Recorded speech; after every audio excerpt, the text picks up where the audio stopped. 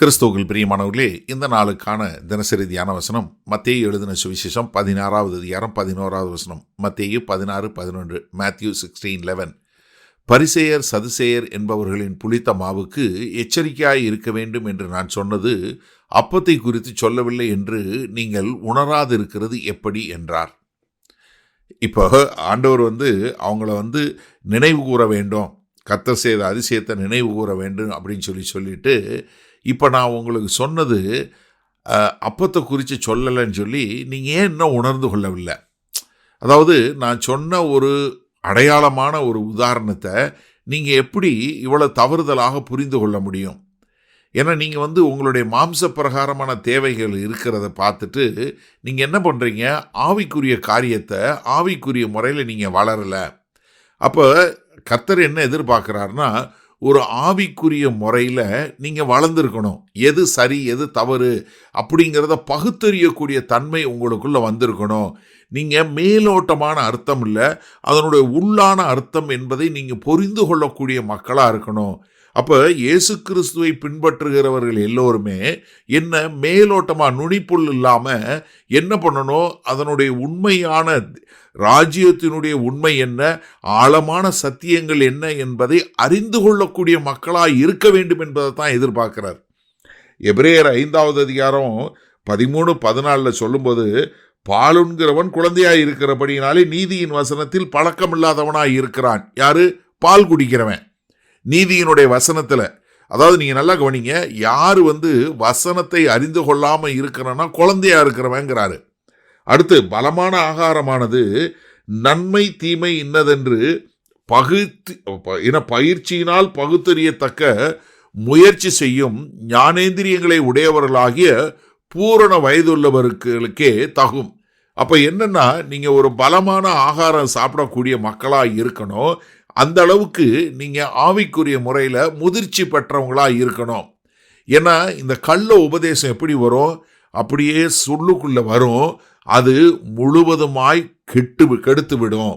ஆனால் வருவது என்ன தெரியாதபடி அப்படியே உள்ளுக்குள்ளே வரும். நம்ம ஜாக்கிரதையாக என்ன இந்த பகுத்தறியக்கூடிய மக்களாக இருந்தால் தான் கற்றுக்கொள்ள முடியும். கொலோசை சபைக்கு எழுதும்போது கொலோசையர் 2வது அதிகாரம் 8வது வசனத்தில் சொல்லும்போது என்ன சொல்கிறாரு, லௌகீக ஞானத்திலும் மாயமான தந்திரத்தினாலும் ஒருவனும் உங்களை கொள்ளை கொண்டு போகாதபடிக்கு எச்சரிக்கையாயிருங்கள். அது மனுஷர்கள் பாரம்பரிய நியாயத்தையும் உலக வழிபாடுகளையும் பற்றினதே அல்லாமல் கிறிஸ்துவை பற்றினது அல்ல. அப்போ என்னன்னா, யாரும் உங்களை பிடித்து கொள்ளாதபடி நீங்கள் என்ன ரொம்ப ஜாக்கிரதையாக இருக்க வேண்டும். அப்போ என்ன, இந்த கள்ள உபதேசம், இந்த பரிசேயர்கள் சதுசேயர்கள் என்பவருடைய கள்ள உபதேசம் என்ன பண்ணு, அது புளிச்ச மாவுக்கு ஒப்பாக இருக்குது. அது என்ன பண்ணுது, உங்களை பிடித்து கொண்டு விடும். அதனால் நீங்கள் ஜாக்கிரதையாக அதை பகுத்தறியக்கூடிய மக்களாக இருக்க வேண்டும் என்று நான் சொல்லதை ஏன் நீங்கள் இன்னும் உணராமல் இருக்கிறீங்க அப்படின்னு கேட்குறாரு. சரி, இந்த நாளில் இந்த வசனத்தை நம்ம எப்படி எடுத்துக்கொள்வது? ஒரு நிமிஷம் சிந்திச்சு பாருங்கள். நீங்கள் குழந்தையா வயசானவங்களா? ஐயோ, நான் கேட்டது இதில் கேட்கலங்க, ஆவிக்குரிய முறையில் கேட்குறேன். ஆவிக்குரிய முறையில் நீங்கள் முதிர்ச்சி பெற்றவங்களாக இருக்கிறீங்கன்னா, நீங்கள் எது சரியானதுங்கிறத பகுத்தறியக்கூடிய மக்களாக இருக்கிறீங்களா, இல்லை நீங்கள் என்ன சொன்னாலும் கேட்டுட்டு போகிறவங்களா இருக்கிறீங்களா? எனக்கு நிறைய முறை நிறைய பேர் கேள்வி கேட்பாங்க. என்ன தெரியுமா கேட்பாங்க, அண்ணே இந்த பாஸ்டர் இப்படி சொன்னார், அந்த பாஸ்டர் இப்படி சொன்னாருன்னு. நான் அவங்கள அப்போவே வழிமறி சொல்லுவேன், இந்த பாஸ்டர் சொல்கிறதெல்லாம் என்கிட்ட கேட்காதீங்க. நீங்கள் ஏதாவது கேள்வி கேட்டீங்கன்னா, அண்ணே இந்த வசனம் இப்படி சொல்லுது, என்னுடைய புரிதல் இப்படி இருக்குது, இது சரியா தவறா? ஏன்னா நீங்கள் யார் என்ன சொன்னாலும் அந்த வசனத்தின்படி வாழக்கூடிய மக்களாக இருக்கிறீங்களா, அந்த வசனத்தின்படி அதை பகுத்தறியக்கூடிய மக்களாக இருக்கிறீங்களா என்று சொல்லக்கூடிய ஒரு காரியத்தை நான் எப்போவுமே சொல்லுவேன். அப்போ என்னென்னா, நம்ம பகுத்தறிந்து வளரக்கூடிய மக்களாக இருக்கணும். இதை புரிஞ்சு கொள்வதற்கு இப்போ எங்கள் மேலை நாடுகள் எல்லாம் எப்போவுமே ஒவ்வொரு மாதத்துலேயும் ஒரு நாள் ஆஃபீஸில் ஃபயர் ட்ரில்னு வைப்பாங்க. அதாவது தீ பிடிச்சா என்ன செய்யணும் அப்படிங்கிறதுக்காக மாதத்தில் இல்லை 3 மாதத்துக்கு ஒரு தடவை இந்த முன்னாடியே சொல்லிடுவாங்க, இன்றைக்கி ஃபயர் ட்ரில் இருக்குது, காலையில் செவ்வாய்க்கிழமை காலையில் 11 மணிக்கு ஃபயர் ட்ரில் இருக்குது அப்படின்னு. செவ்வாய்க்கிழமை காலையில் 11 மணிக்கு ஃபயர் அலாம் அடிக்கும். அந்த ஃபயர் எக்ஸிட் டோர் பூரா திறந்துடும். நம்ம உடனே ஓடி அந்த அசம்பிளி பாயிண்ட்ல நிக்கணும்.